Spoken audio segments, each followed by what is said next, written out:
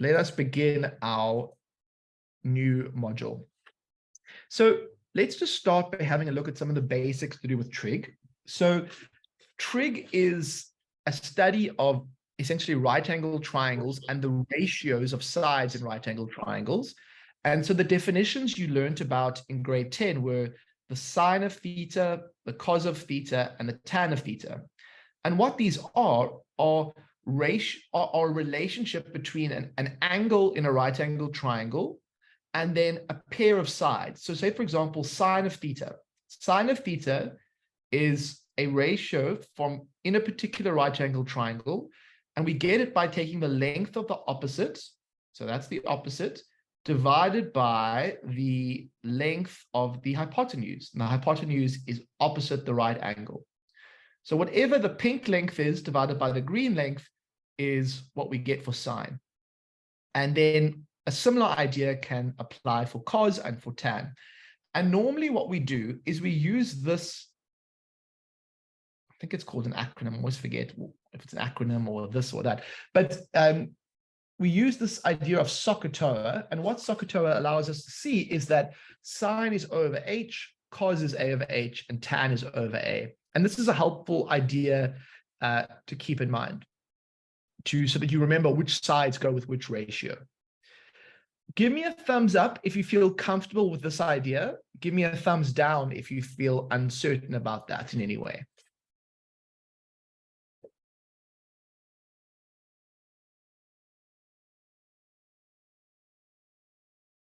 Okay, fantastic. Now, what's interesting is I've got my grade 10 trigonometry triangle over here, but then I've got something which looks quite similar over here, but not the same. And I was wondering if somebody can come online and tell me how is this bit over here, let's say this red block over here, how is it connected to the thing on the left, or what do they have in common? What do they have that's different? I'd love someone to have a crack at just explaining how the X, Y, and R relates to the O, A, and all that stuff. Let's go to Monica. Monica, can you hear me? Yes, I can. Hey, how's it going? So it's going good. The difference in the red block is that the triangle is on a Cartesian plane. Perfect. Yes, it's on a Cartesian plane. And how does this help us? So since it's on a Cartesian plane, does that explain why we're using X, Y, and R? Or what do the X, Y, and R, where do they come from? So the X, Y comes from the Cartesian plane. For example, the X is on the horizontal and the Y is on the vertical line. And then the reason it's on the Cartesian plane, it also helps us to determine in which quadrant it's in. Okay, love it. Thank you so much, Monica. So really, the Cartesian plane definition is the same as the SOHCAHTOA from grade 10. The only difference is that instead of using A, O, and H, we often use X, Y, and R. R actually stands for the radius. And you can kind of see how the way I remember it is like I think of ax, like AX, ax.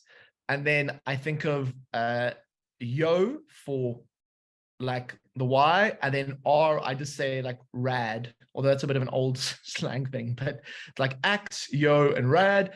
And so you can really substitute O, A, and H. Sorry, no, rad is not going to work. It's going to be, yeah, I'll have to think about that one. But essentially, you can just do a straight substitution there. Now, what is the other reason that using the Cartesian plane might be helpful for trig in grade 11? Some of you may have learned about this already. But why is the Cartesian plane definition better in terms of dealing with this idea? So Kat has said for the reduction formula, yes. What does the Cartesian plane definition allow us to do for trig?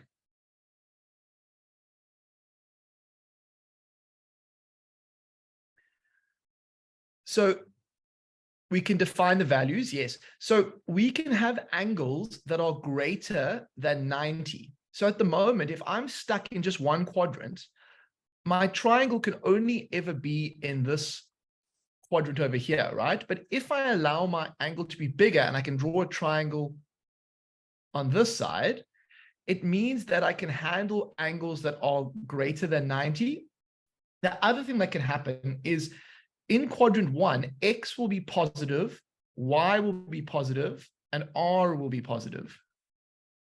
But as I go to different quadrants, it's possible for the X, Y, and R to be positive and negative.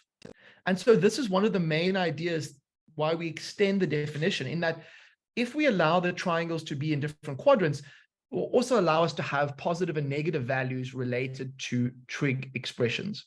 Now, we are going to pick this up more in lesson 2, but I just wanted to begin with that.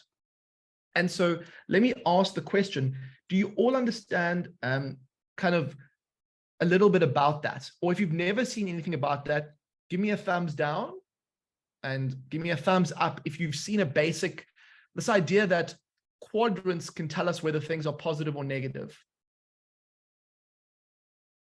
Okay, so there's a bit of a mixture. Don't worry, I'm going to explain it from scratch in the next one. But I just wanted to get a brief feel.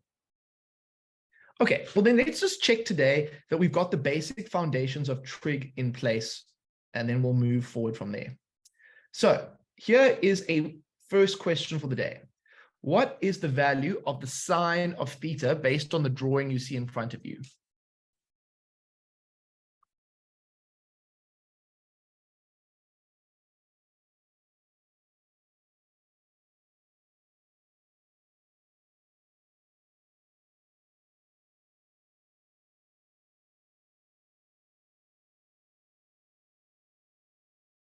Okay, so I see a couple of answers coming through. A useful idea would be to label this O, this H, and that A. And we want to know what the sine of theta is. It's going to be 3/5, or 0.6. And so the correct answer is going to be D. So this is an example of a simple trig expression that you can evaluate. No problem at all with that. Let us try another one. What is the value of the tan of theta in this particular triangle?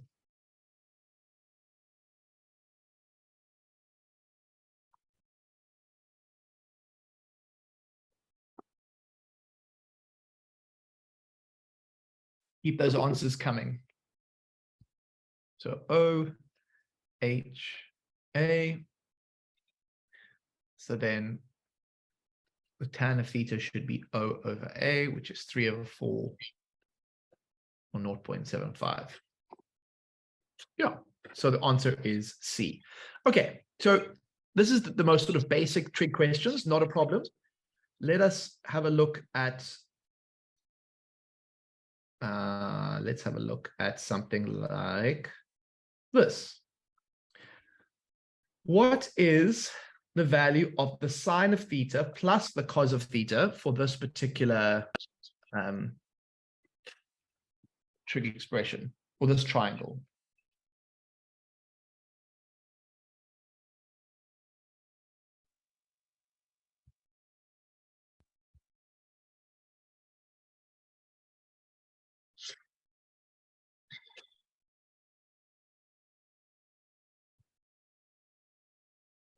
What do we think the answer is for this one?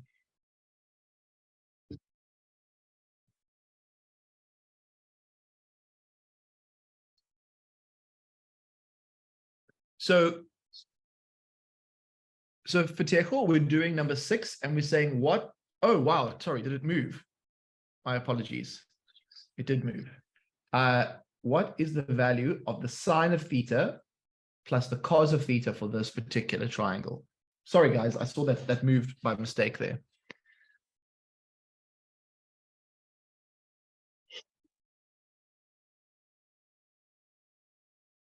So that would be O, that would be H, that would be A. think about how they can help you work out what the sine of theta plus the cos of theta would be.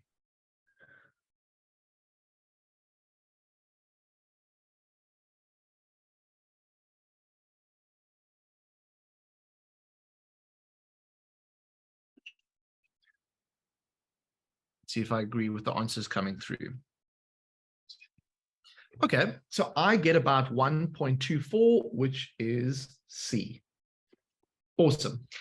So you can all identify basic trig ratios. This is awesome. So I'm going to take it up a notch, but it's important to always remember these sort of fundamental ideas. So let us go to a question like this. We are now going to find unknown sides in right-angled triangles using, Fateko was asked, how is the opposite 24? The opposite is not 24. The A is 24, the adjacent. And that comes from the cos definition, that cos is A over H. Okay. So we're going to find unknown sides. Tando was asked, so we don't press shift or cos or sine before adding. So Tando, we're going to get to those types of questions now. That was just me checking that you have the basic skills for trig in place. Now we're going to go to more, sort of more, I'll say, interesting questions. So I want everyone to try and solve this by themselves first. I'm going to give you a minute, and then I will do it as an example. But I just want to see if you can remember from grade 10, 11, how to solve for the unknown side. The unknown side, in this case, is A. The known side, the side that we know for sure, is 16, which is here. And then we're given an angle in between them. See if you can remember how to find what A is using your knowledge of trigonometry.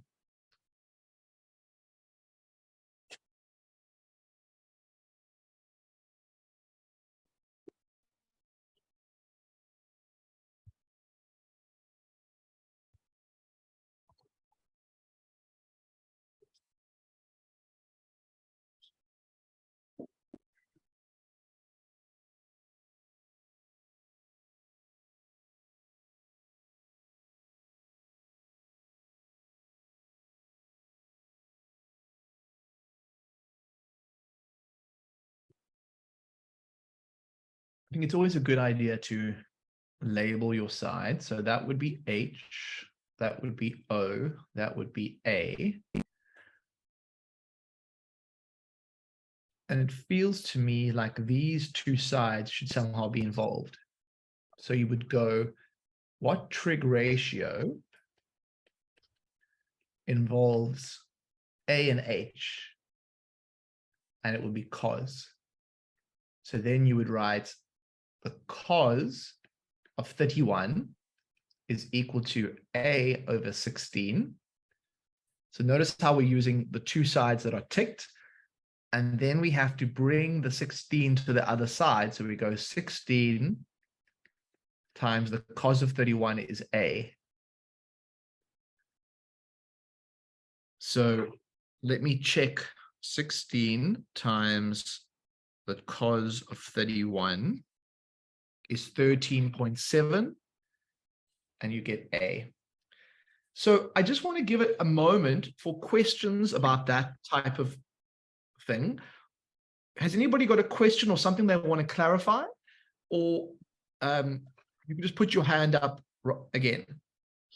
And then we'll go to take that question. Is that a question from Loyolo? Let's go to you. What's your question, Loyolo? Am I, sir? Hey. Can you hear me, sir? Loud and clear. Loud and clear. Sir, I want to ask, why are we using cos to find the missing number, the missing side, I mean? Okay. So in this question, when we started it, so the question is, how did we know to use cos and not a different trig ratio? When we started this, we were given two pieces of information. Well, we were given this side over here, which we know, and then another side, which we want to know, and so it has to be involved. Now, if you label the sides of the triangle, you always label this side H opposite the right angle. Then you're given an angle, and opposite the angle that you're given is always called O. And then the other remaining side is just going to be big A for adjacent. Then you ask yourself, what is the trig ratio that involves A and H? And it's going to be cos. That's how I know I use cos. Oh, Does that make sense? And then I yes, say sir. cos A over H, so it's A over 16, and then I move it across. And so we should get the answer of 13.71, which is A. Okay, awesome. So let's try another one like this. What is the length of side A here? What is the length of side A? See if you can work that one out.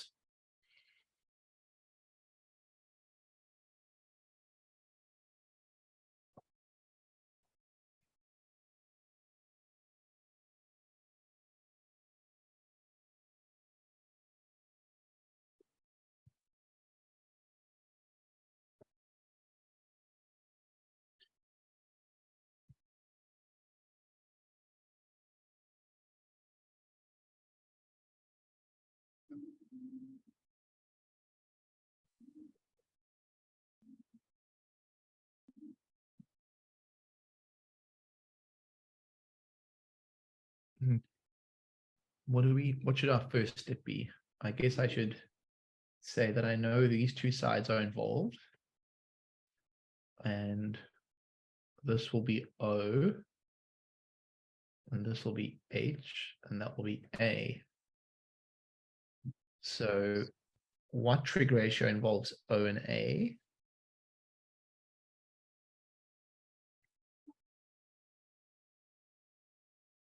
So my trig expression is going to look like that. But now I still need to get my A by itself.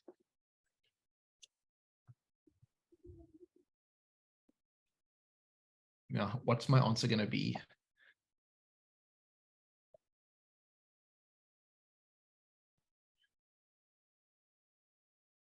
So I transpose the 21, and I go 21 times the tan of 15, and I get 5.6. Okay, it kind of only goes to one decimal place, so 5.6. And so my correct answer would be B, 5.6. Let's go to Kinsa.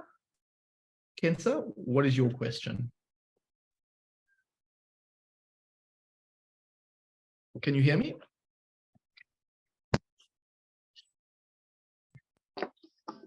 Kinsa, can you hear me? Yes, sir. Hey, what can I do to help?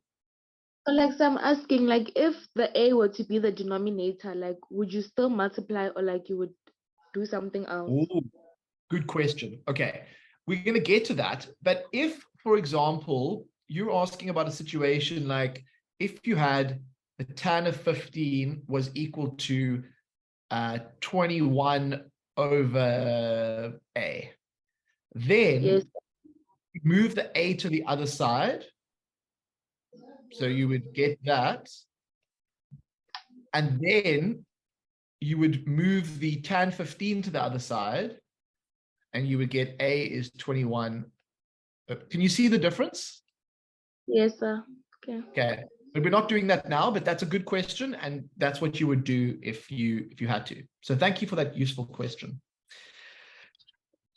Let's do one more like this. What is the length of side A in this question?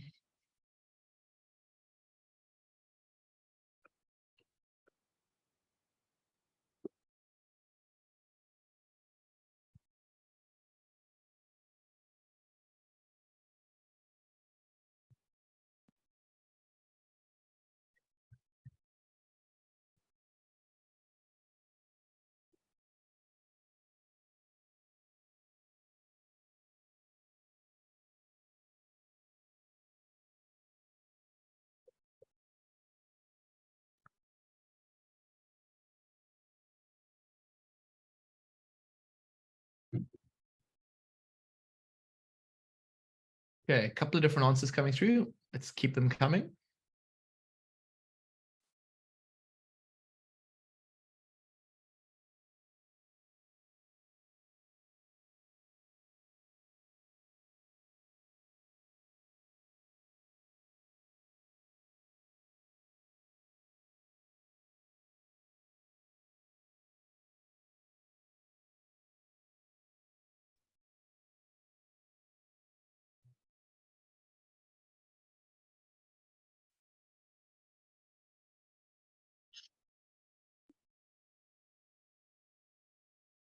What do we see for that?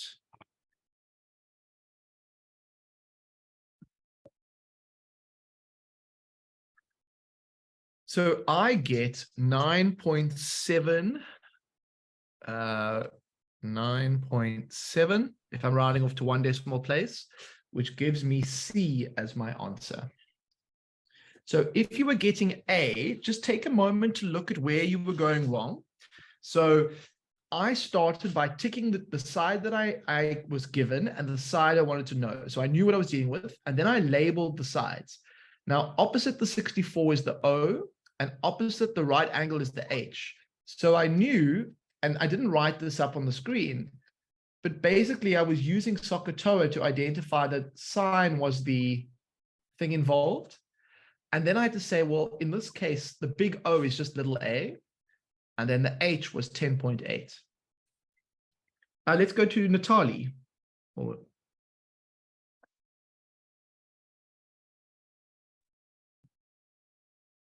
Can you hear me, Natalie or Natalie? Or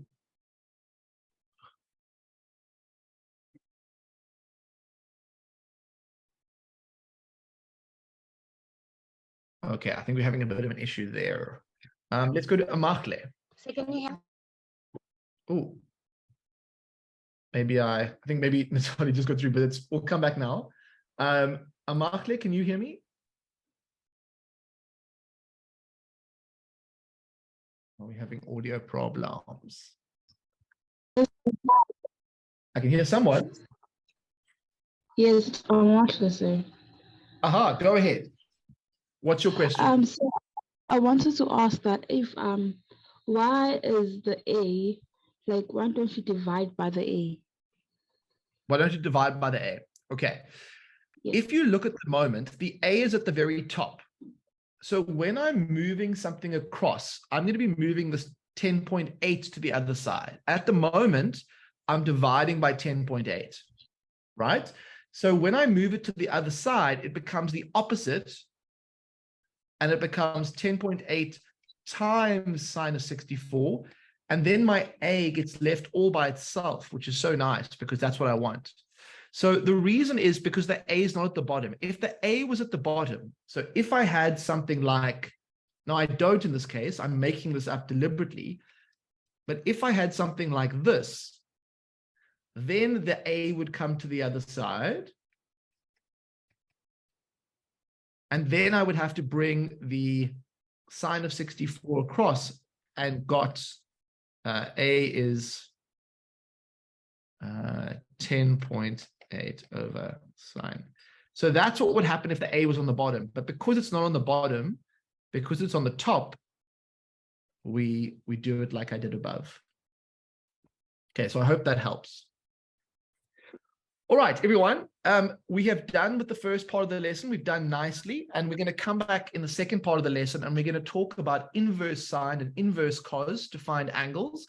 And then we're also going to hopefully talk a little bit about special triangles and maybe the beginnings of the reduction formula. But in order for us to be ready for that, I think we need to treat our bodies with some TLC. And so can you stand up for me and let us... in fact, where did I?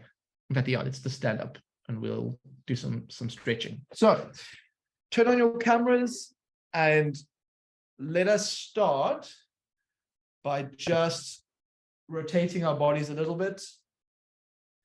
And then each time... Turn on your cameras, guys.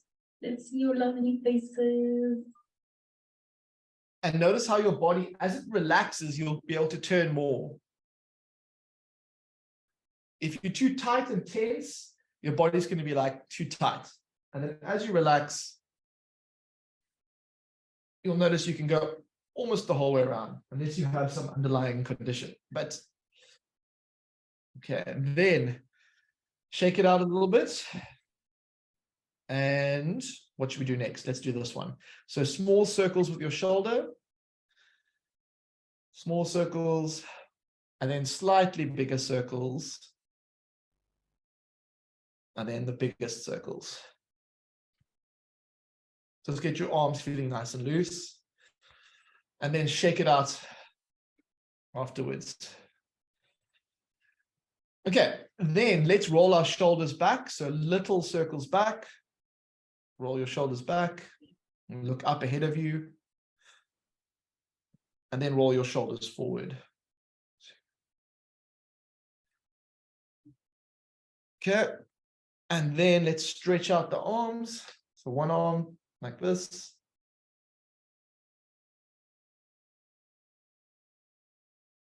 And then switch to the other side. Oh, that feels good. Yeah. There we go. And shake it out again. Okay. Here, let's have a vote. Should we do jumping jacks or shall we do knee touches? I'll let you guys decide. Tell me in the chat what you think would be better. Or if you really want to suggest something for high intensity exercise. Okay, jumping jacks it is. The people have spoken. So we're going to do 10 jumping jacks. 1, 2, 3.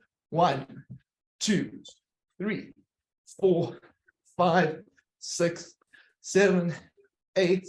Not wait, 5 more. 11, 12, 13, 14. That's such a aerobics instructor trick, isn't it? Hey? Like, I'm sure you've seen that before. Yeah, Like, they do that all the time. Like, I can't do it. Yes, you can. Like, it's too much. Okay. All right, and let's do a little brain break quiz thing. Okay, so how many days are there in 4 years? How many days are there in 4 years? So I want you to try and work that out. Pop your answer in the chat.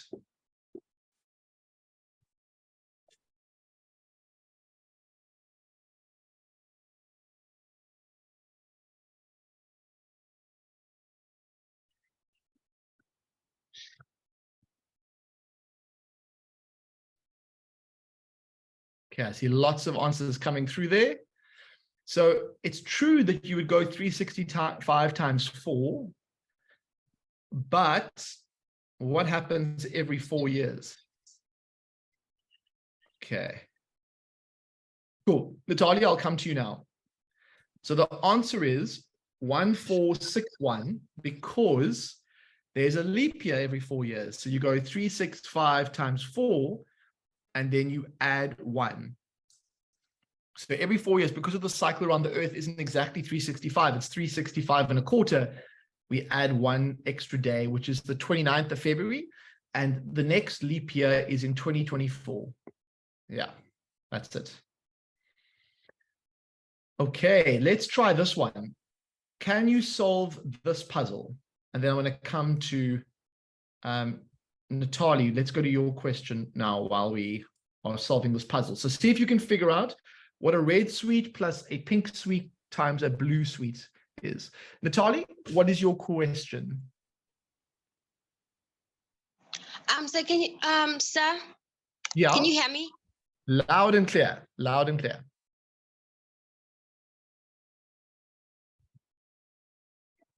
Can you hear me, Natalia? I seem to have lost you.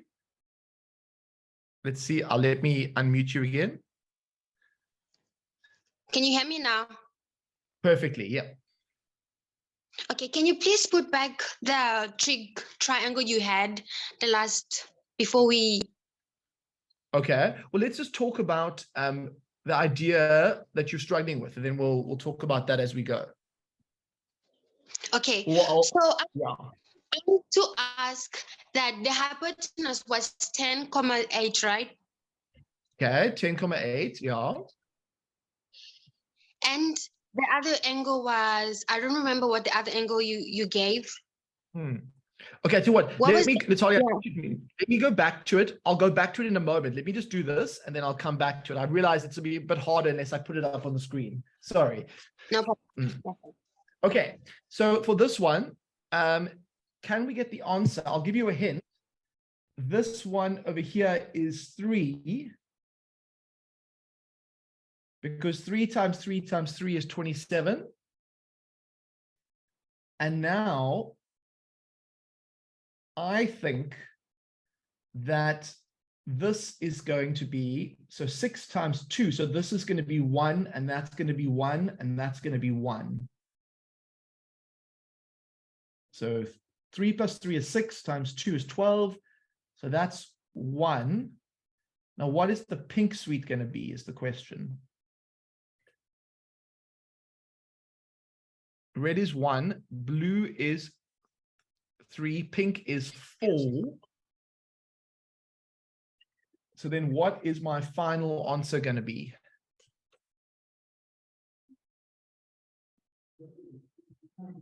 So there's something called BODMAS, which tells us there, Andile, I agree with you. It is 13 in Nkosi and Tebogo. So because this is multiplication, I should get 1 plus 12, which is 13. And so that is our brain break for today. I hope that you enjoyed that, everyone. I see lots of people got 13, which is great. And you'll have another chance to practice those in the next lesson. Okay, let's go back to the question. So, Natalie, what was your question here? Yeah, let's unmute you there. Yeah. So I was asking that we were calculating the A side, right? Yeah, the length of side A. Yeah, the length of side A. So why can you not calculate it with the angle and say the angle in a triangle minus 64 minus 90, and then you get, when you get that angle, then you substitute it at the corner there, and now you have angles there 26, and you can calculate. Yes, sir. And then you can calculate the O with so. Okay. The main problem is you don't have this side over here. That's your problem. Do you see how you have to use sine because you've only got the O and the H that are involved in this question? Does that kind of make sense? Like the fact that you've, like this 26, you can find that angle, but you're looking for the length A, and the length A has to do with the sides. So if that helps you a bit. Okay, I tell you what, let's look at another question somewhat like this, and then we'll go to the next types of questions. Let me see if I can find one before I get that. Okay, I'll come back to it, Natalie, because I'm going to move on to finding angles, and then we'll come back to a question at the end, which gets this idea again. Okay, second part of the lesson, finding unknown angles in right triangles. Now, this is something that's somewhat different, and I just want to show you how it works. In this type of question, what is the size of the angle X? They are now asking you about this angle X. So what you do is you say again, what are the sides involved? The side involved here is O. The side involved here is H. What trig ratio is going to be involved in this calculation? Maybe someone can tell me out loud, or you can put it in the chat. Who feels like they know what trig ratio has to be involved? Okay, so everyone is saying sine, which I agree with. So if I wrote this as a trig equation, it would be sine of X is O over H, or 7 over 10. However, we now have a problem because we want to find this X over here, which is hidden within the trig ratio. What do I need to do to get the X by itself? And that was the goal of this question. What is the size of angle X? Who can tell me? Let's go to Paul. Paul, what do you think we should do? So, sir, I think we should isolate the X. So we're going to say arc sine on the right-hand side in bracket 7 over 10. We're going to get our angle. Okay, so arc sine, which looks like a sine to the -1, and you put 7 over 10. So it's almost like this is undoing the sine function, which gets the X by itself. What did you get for your answer, Paul? I got 44.42 degrees. Let me check. So and the way I do it is I go shift sign. That's how I get arc sign or inverse sign.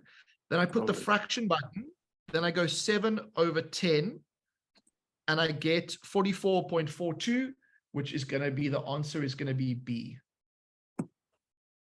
Awesome. So the difference with this is you still have to figure out the trig ratio, but then in the last step, you use inverse sign or arc sign. And the way you get that on your calculator is you hit the shift button. Okay, let's try one ourselves that you can work out. What is the size of angle X in this particular question?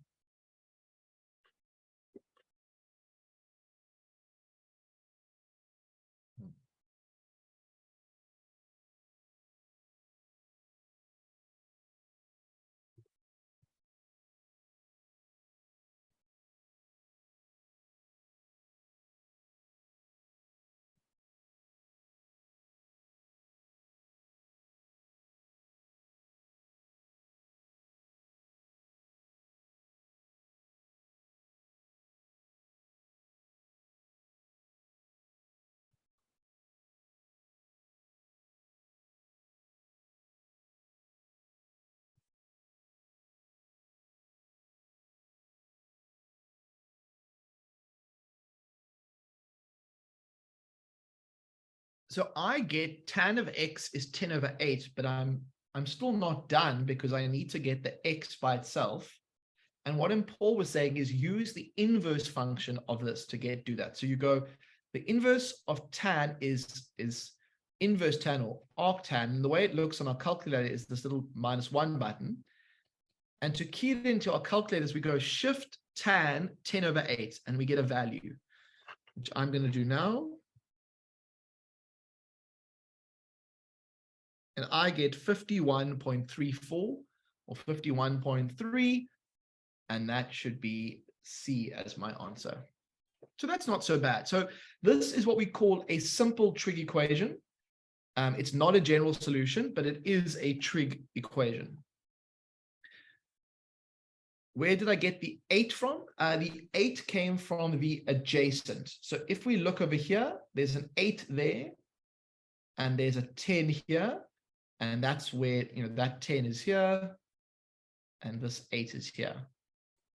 And essentially, I haven't written SOHCAHTOA up, but I know it's O/A, or 10/8. Did that help, Nondi? Okay, let's do another one like this, just to make sure we've got this completely down. What is the size of angle X in this particular thing? In this particular triangle. This is a right angle triangle.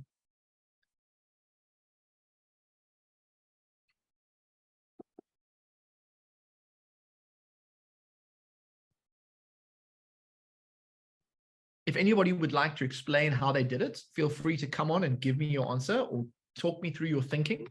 I always like to hear how students think about it. Let's go to Kat. Kat, what did you do? How did you think about this problem? Hi, sir. Hey. So I first looked at which angles or which sides we have. Okay. So and I saw that.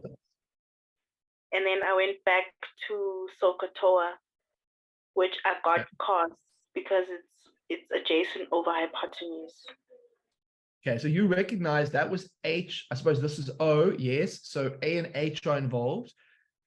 So you would have written cos of X is equal to 5/8. Was that your trig equation? Yes.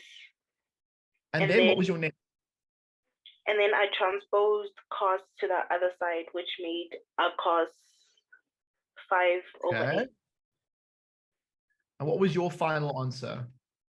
51,317. So arc cos 5/8. 51,31, which for me gives us the answer of A. Thank you very much, Kat. That was awesome. And so I think we're starting to get a sense in which when we deal with trigonometry, we need to know the names of the ratios. We also need to know how to find sides using a normal trig, and then how to find angles using the inverse trig functions. And that was sort of the basic thing that we've looked at and focused on today. And I feel like for the most part, we're comfortable. So let's go and look at something that's a little bit more interesting, just to take it up a notch. So if we look at this, particular thing here, I'll do the first one with you, and then you'll go from there. So it says, in triangle MNP, it's a right angle triangle. Write down the trig ratios for the sine of alpha. Now, for the sine of alpha, this is going to be the opposite, and this is going to be the hypotenuse. So the sine of alpha is going to be equal to mn over mp. Now notice how we don't have sides at this point. We're just using the labels for the opposite. So this was the opposite, and this one was the hypotenuse. Okay, I want you to try and do the same thing. I did that one. Can you do the same thing? And watch out, because the angles are different. Can you do for B, C, and D? And you can put your answers in the chat. And this is testing if you understand what it means for the angle to be opposite. So let's start with B, and just put in the chat. If you say what B is, put it in the chat so that I know it's B or it's C, etc. Mr. S, Yeah. we have a question from Kirsten. Okay, let's go to Kirsten. Hi, Kirsten. Can you hear me? Hi. Hey. How can I help? So I always mix up the opposite and the adjacent side. So I remember Yes. there was a tip from last year on it, but I just can't remember it now because we only started with trig today in class and it was very basic. Okay, no problem. So should we do B together? And we can work through it as we go. Now, in the first question, the reference angle was alpha. And so that what the reference angle is affects what the names of things are. Now, in the second question, it says the sine of beta. So let's go and find beta. Would you agree that beta is sitting down here in front of the letter M? Yes. Okay, so this is how it works. Whatever angle you are focusing on for your trig ratio, opposite is going to be opposite that. So because this trig ratio is talking about the sine of beta, that will be the opposite. Okay. Yeah. Now, what's the hypotenuse going to be? The hypotenuse is going to be where M and P lie, across from. Yeah. So opposite the right angle, exactly. And because you're dealing with sine, you only need O and H. And so in this case, it would be NP, which is this one, divided by MP. Are you with me on that? Yes. Okay, and that was tricky, hey, because it's the angles are switching, and that changes where the O and where the H is. But that's awesome, Kirsten. Let's try and do C and D. Let's try and do C and D. So for C, I'm still referring to beta as the angle. And so O and H are here.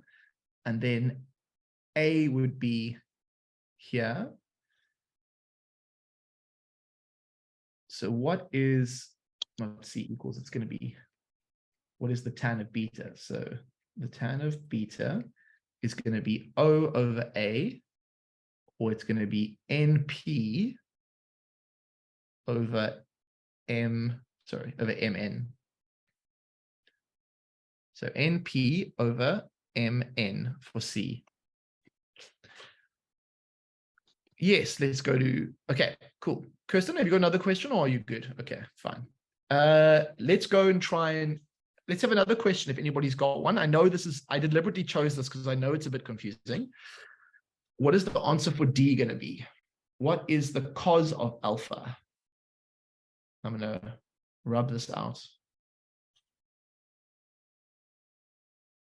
What's the cos of alpha going to be? So I'm referring to the angle alpha. So this is O, this is H, and this is A.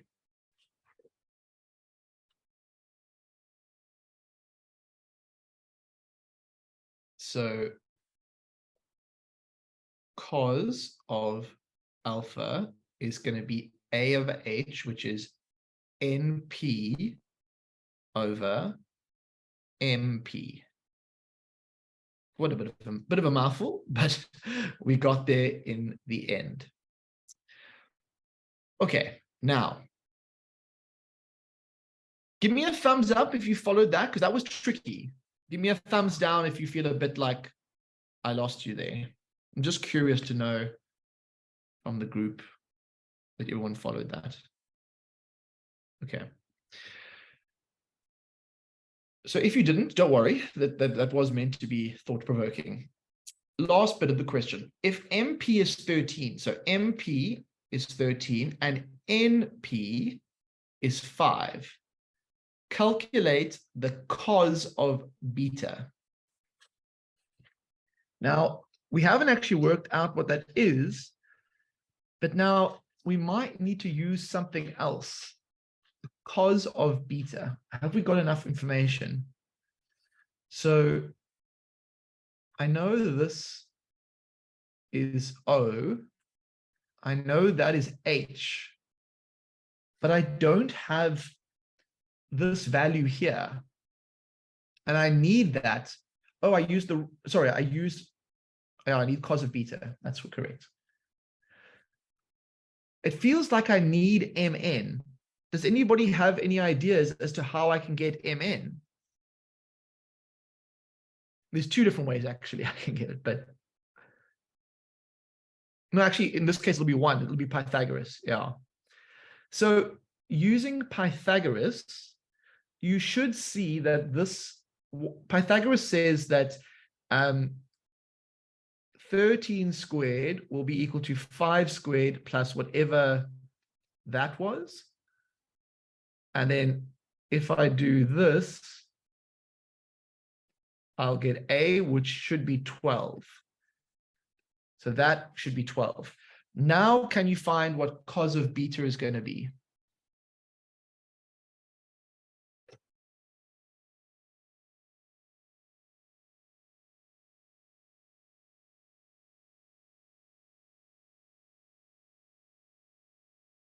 So the cos of beta is going to be A over H, which is going to be equal to 12 over 13.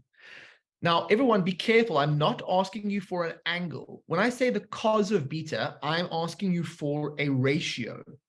And the cos of beta is A, so it's this one over here, divided by H, which is this one over here. Can you see the difference?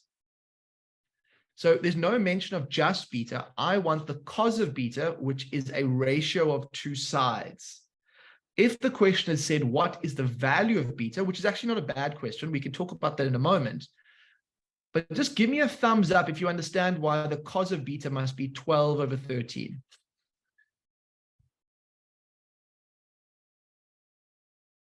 So the reason is when we say the cos of an angle, we mean we need a ratio. Now, since everyone was very interested in finding what B was, why don't you find me the value of beta? So I want you to find me the value of beta, which is this angle over here. I want to get an actual value now. And I want you to think about what we did today. What idea could we use to find what beta is? There's a couple of ways we could do it, and we're going to end with that question. It depends which sides we want to use, but I want to find what beta is. So this was A, and that was H, and that was O. Well, I'm going to use 12 and 13. So I'm going to say the cos of beta is 12 over 13. So then I use inverse cos, and I should get beta is inverse cos 12 over 13. So I'm working essentially backwards, and inverse cos 12 over 13. Let me just go backwards here. And I get an answer of 22.6 degrees. And that's it. So you can see how we can use both ideas. I can solve for angles. I can also look at ratios. Fantastic, everyone. All right. So I know today was just foundations. In the next lesson, we're going to talk about special triangles a little bit. We're going to talk about a little bit about trig graphs. And we're also going to begin to talk about reduction formula and how trig functions are repetitive or periodic or cyclical. They repeat themselves. That's why we can reduce really big angles to really small angles and get the same value. So that's where we're going in the next thing. What's the question? So when I use sine B, I get 19.47. Okay, if you used sine of B, you can't use the same values. The sine of B will be 5 over 13. And if you use the trig ratio, sine of B is 5 over 13, then you would have got inverse sine of 5 over 13. And when you put that into your calculator, so shift sine 5 over 13, I get 22.6, exactly the same value that we got for the other ones. So no problems there. Okay, awesome. Paul, I'm glad I could help. Zandisile, if you look at the planning for this, you'll see we do trig identities in the, I think it's lesson 4, if I remember correctly. But otherwise, what I would say is look at the Watobe website, and you'll see we've done lessons on trig identities before last year already. But I will get to them this year as well.